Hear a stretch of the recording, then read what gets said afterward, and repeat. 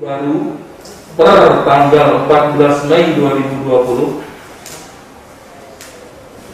sebanyak 119 orang. Dimulai dari kasus nomor 323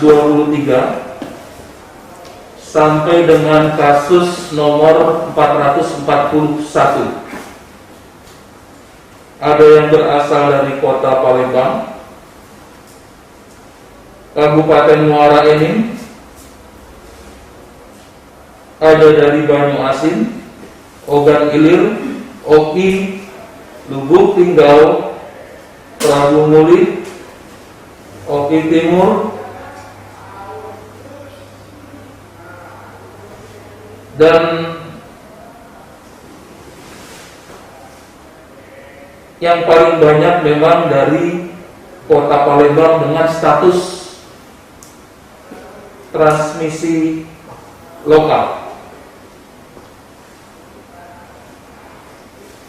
Sedangkan kasus konfirmasi sembuh total 73 orang, yang terdiri dari Oki 2 orang, Palembang 51 orang, Oku 4 orang, Pagar Alam 1 orang, Prabu Muli 4 orang, Lubuk Linggau 3 orang, Banyuasin 1 orang, Musi Banyuasin 2 orang, Muara Enim 1 orang, Ogan Ilir 2 orang, dan dari luar kota ada 2 orang.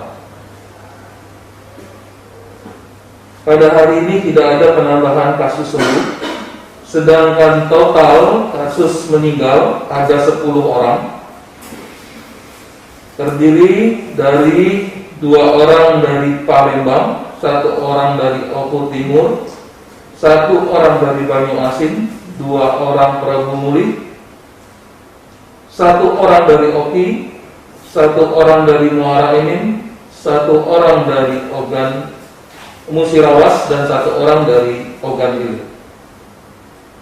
Pasien meninggal per 14 Mei 2020 ada 1 orang yang berasal dari Prabu Muli.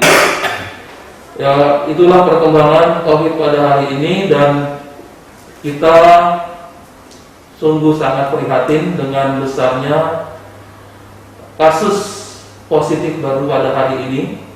Jadi sekali lagi kami menghimbau mohon bantuan dari rekan-rekan media terkait physical distancing, karena itu adalah kunci dari pengendalian terhadap penyebaran penyakit COVID ini, dan juga perlakuan atau membiasakan diri terhadap perilaku hidup bersih dan sehat,